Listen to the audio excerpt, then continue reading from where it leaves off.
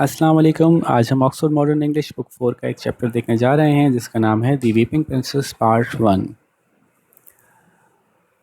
तो मैं आपसे उम्मीद करता हूं कि आप इसके डिफ़िकल्ट वर्ड्स के मीनिंग निकाल चुके होंगे, जैसा कि मैं हमेशा कहता हूं, ताकि आपका सारा ध्यान चैप्टर समझने की तरफ रहे, वर्ड्स के मीनिंग के पीछे ना भाग रहे हों।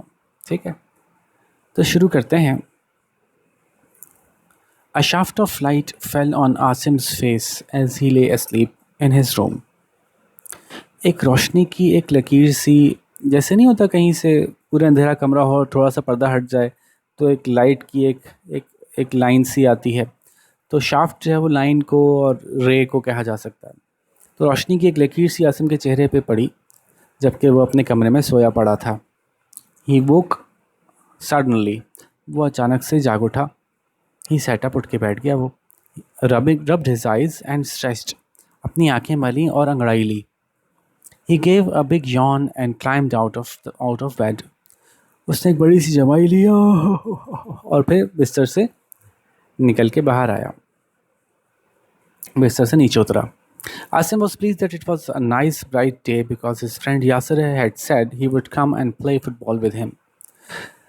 आसिम को इस बात की खुशी थी कि आज ये बड़ा अच्छा दिन था और रोशन, कोई बादल बादल नहीं थे, धूप निकली हुई थी, क्योंकि उसके दोस्त यासिर ने उससे कहा था कि वो आएगा और उसके साथ फुटबॉल खेलेगा।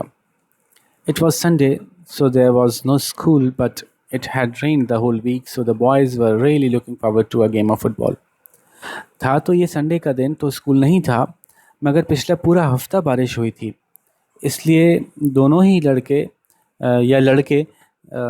बहुत ज़्यादा ये सोच रहे थे कि कितना अच्छा दिन गुजरेगा जब हम ये फुटबॉल का गेम खेलेंगे। तो अब ये रियली लुकिंग फॉरवर्ड टू का मतलब आप बहुत ज़्यादा मुंतज़िर हों, तो यूँ कहा जा सकता है कि दोनों ही लड़के बहुत मुंतज़िर थे इस बात के कि एक फ़ुटबॉल का गेम हो ही जाए, तो कितना मज़ा आएगा उसमें।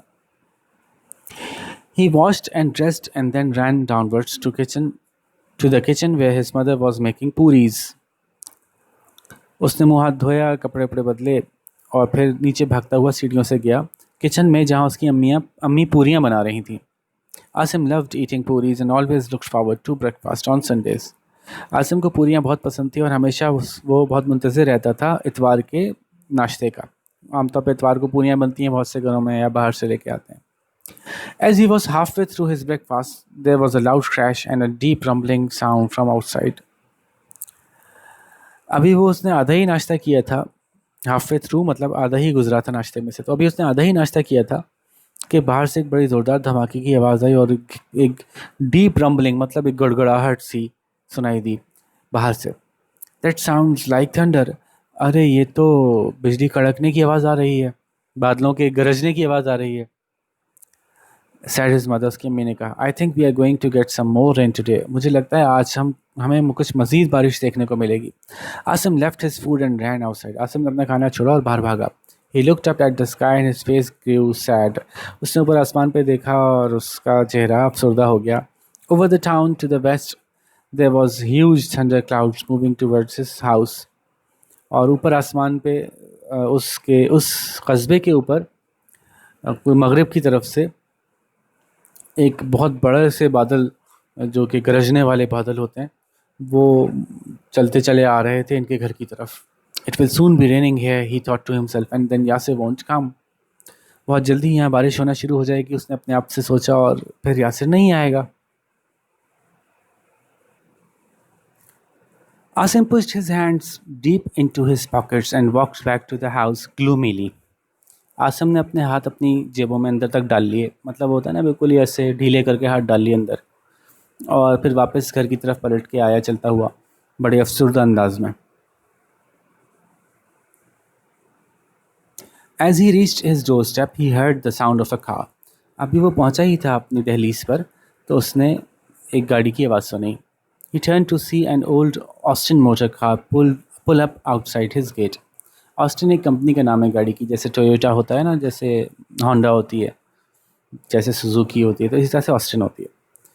तो वो मुड़ा, उसने देखा कि एक पुरानी ऑस्टिन गाड़ी इनके घर के दरवाजे के पास आके रुकी है। पुल अप मतलब आके रुकी है। A tall grey-haired Englishman stepped out of the car. एक लंबे से ग्रे बालों वाले यानी समझ लें कि कुछ सफ़ेद कुछ काले मिक्स बाल जो होते हैं, ऐसा शख्स जो कि बरतानिया से ताल्लुक़ रखता था, वो गाड़ी में से बाहर निकला। Asim ran to the gate to meet him. Asim भागता हुआ गेट दरवाजे तक गया उससे मिलने। Hello uncle Mike, uncle Mike कैसे हैं आप, खुशामदीद, या hello, he called as the Englishman walk through the gate. उसने कहा पुकार के जबकि वो इंग्लिशमैन दरवाजे से दाखिल हो रहे थे। Uncle Mike was an old friend of Asim's father. Uncle Mike Asim के अब्बू के पुराने दोस्त थे। He often came to see the family on Sunday and it was usually at breakfast time because he loved puris too. वो अक्सर आते थे इनके फैमिली, इनके घर वालों से मिलने संडेज़ को, और आम तौर पे ये नाश्ते के टाइम पे ही होता था क्योंकि उनको भी पूरियाँ बहुत पसंद थीं। He thought that Asim's mother was the best cook in the world. उनको लगता था कि आसिम की अम्मी दुनिया की सबसे बेहतरीन कुक हैं। Uncle Mike held up a large brown packet. Here you are Asim, I watch you a present. Uncle Mike ने एक ब्राउन पैकेट उठाया हुआ था और उन्होंने उसकी तरफ बढ़ाया उसको।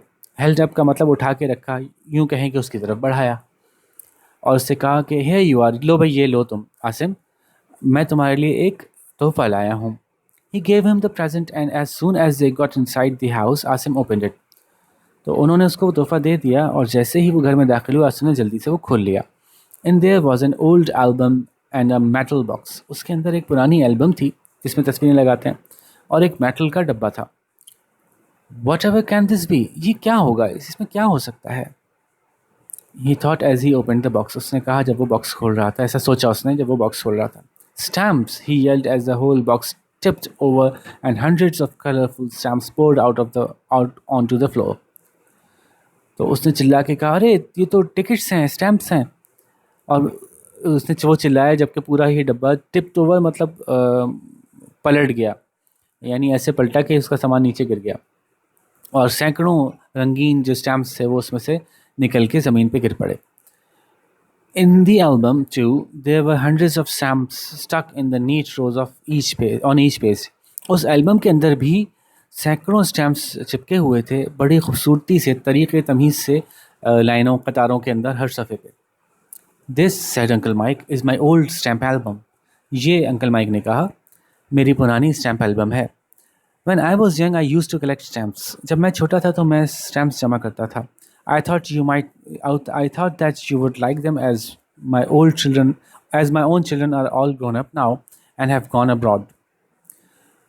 मेरा ख्याल था कि तुम्हें अच्छे लगेंगे, तुम्हें पसंद आएंगे, क्योंकि मेरे अपने बच्चे तो सब बड़े हो गए हैं और अब वो सब मुल्क से बाहर जा चुके हैं। ग्रॉन अब्रॉड, मुल्क से बाहर जा चुके हैं। ठीक है।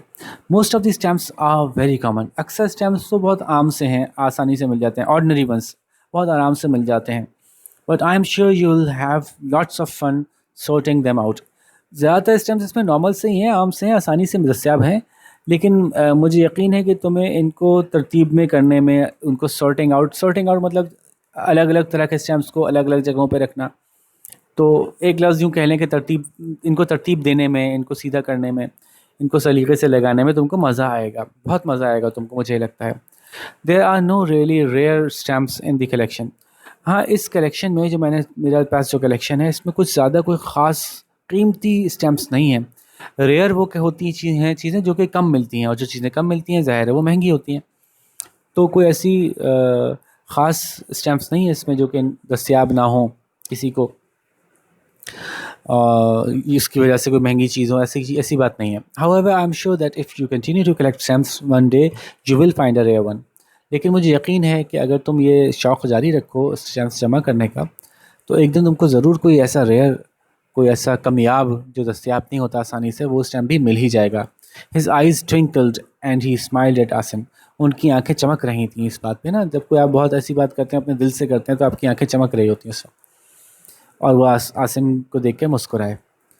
How will I know if it's a rare stamp, Asim ने पूछा मुझे कैसे पता चलेगा कि यही वो स्टैम्प है जो कमियाब होता है, जो बहुत मुश्किल से मिलता है।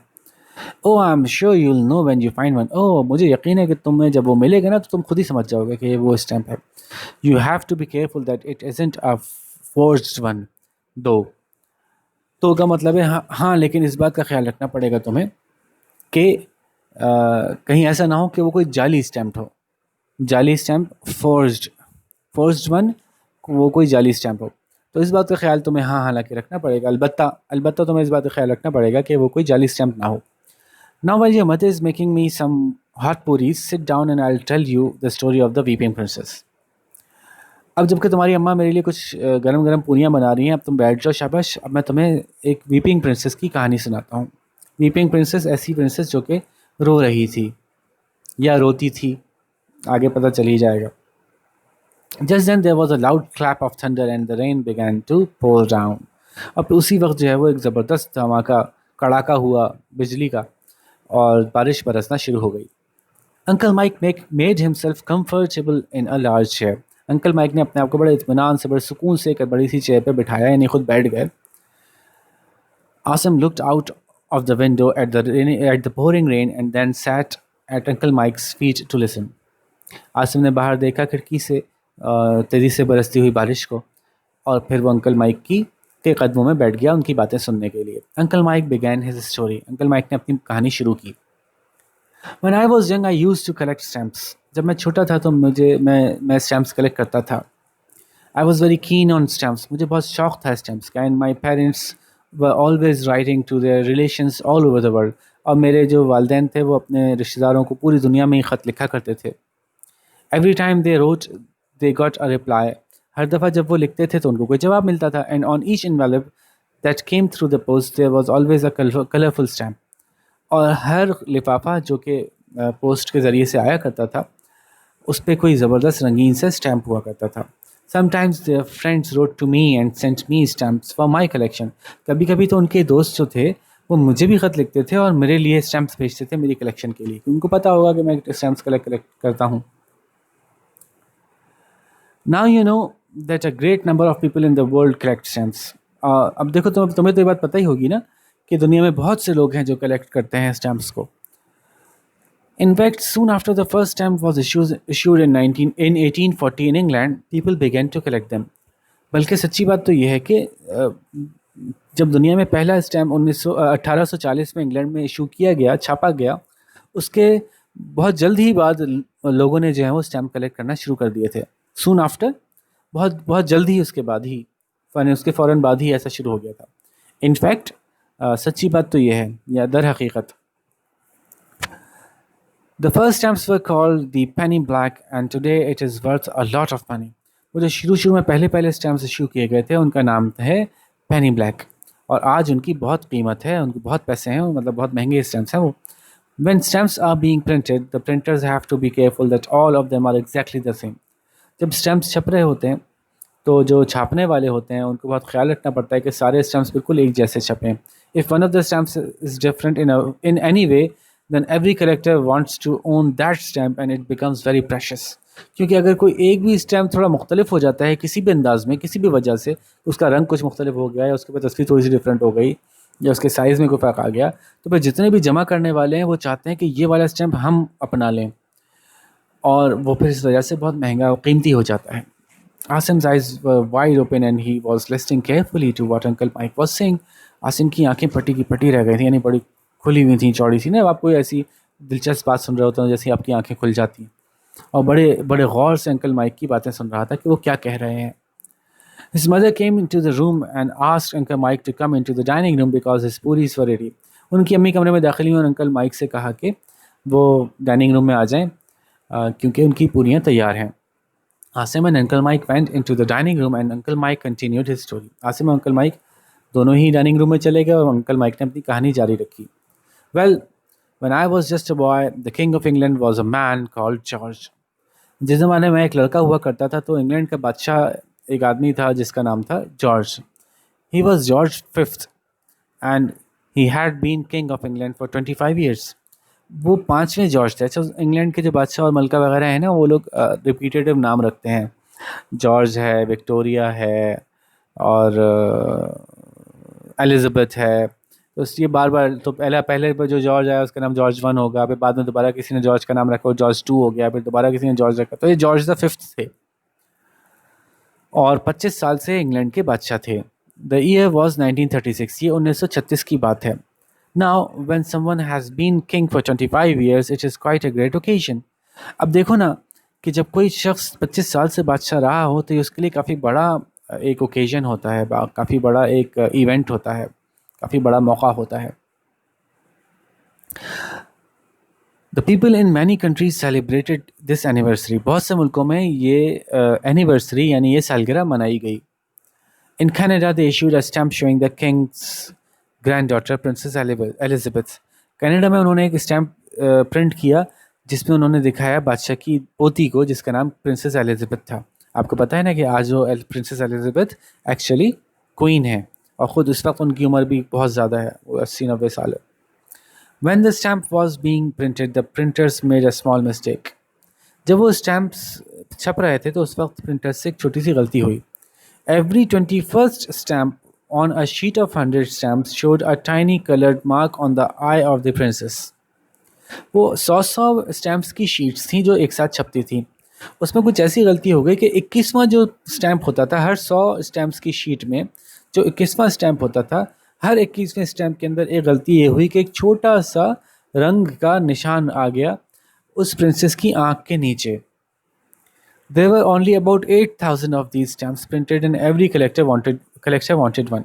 इस तरह के जो छपे स्टैम्प्स तकरीबन 8,000 ही छपे, खाली ऐसे स्टैम्प्स जिन पे उस प्रिंसेस की आंख के नीचे एक छोटा सा मार्क था, और तमाम कलेक्टर्स को वो स्टैम्प चाहिए था। The stamp became known as the Weeping Princess because the mark looked exactly like a tiny tear. वो स्टैम्प जो है वो उसको जाने जाना लगा एक वीपिंग प्रिंसेस के नाम से, क्योंकि वो जो निशान था वो बिल्कुल ऐसा लगता था जैसे छोटा सा आंसू हो। Whenever a letter came from Canada, I always looked to see if the Weeping Princess was on it or inside it, but alas, I never found one. जब भी कनाडा से कोई ख़त आता तो मैं हमेशा ये तलाश करता देखता कि कहीं वीपिंग प्रिंसेस वाला स्टैम्प इसके ऊपर चिपका हुआ तो नहीं है, या इसके अंदर तो किसी ने रख के नहीं मुझे नहीं भेज दिया। बट क्या कहें कि मुझे वो कभी ना मिला। Soon afterwards, continued Uncle Mike, some clever people began to make their own copies. कुछ ही अरसे में उसके बाद अंकल माइक ने अपनी बात जारी रखी कि कुछ चालाक लोगों ने उसकी अपनी कॉपीज़ बनाना शुरू कर दी, उसकी नकल तैयार करनी शुरू कर दी। They took the ordinary stamps of the princess and very cleverly made a mark on them just like a tear. उन्होंने वही आम से जो स्टैम्प्स थे, जो बाकी स्टैम्प्स थे प्रिंसेस के, वो जो उन्होंने प्रिंट किए हुए थे जिस पे कोई निशान था नहीं, उसके ऊपर उन्होंने बड़ी चालाकी से अपना खुद से निशान बनाना शुरू कर दिया, बिल्कुल जैसे कि एक आंसू हो। Lots of people thought these forged stamps were real and paid quite high prices for them. बहुत से लोग समझे कि ये जो नकली स्टैम्प्स बनाए गए हैं ये सच्चे हैं, असली हैं, और उन्होंने काफ़ी ज़्यादा पैसे देना शुरू कर दिए उन स्टैम्प्स के लिए। But I didn't even got a forged one. लेकिन भाई मुझे तो वो एक जाली वाला भी नहीं मिला कभी।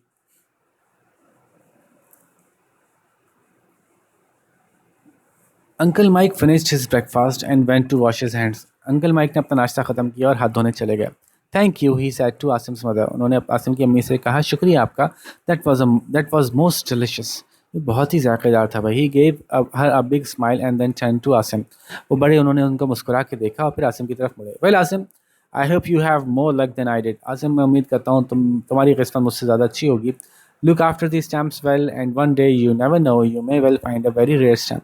ये बड़ा ख्याल रखना है इन स्टैम्प्स का, इनकी देखभाल करना अच्छे से, और एक दिन क्या पता, यू नेवर नो का मतलब होता है क्या पता ऐसा हो जाए कि तुम्हें भी कोई बहुत ही रेयर किस्म का, कोई कीमती, नादिर, नायाब स्टैम्प मिल जाए। ठीक है जी, आई होप सो। मैं भी उम्मीद करता हूँ काश ऐसा हो जाए। आसिम ने कहा, that would be really exciting. इसमें तो बहुत ही, ये सोच के मुझे बड़ा मज़ा आ रहा है कि ये तो बहुत मज़ेदार काम होगा अगर ऐसा हो गया तो। थैंक यू वेरी मच, आपका बहुत बहुत शुक्रिया uncle Mike. Now I have something to do today. Uncle Mike, आपको बहुत शुक्रिया, और अब मेरे पास आज कुछ करने का काम आ ही गया।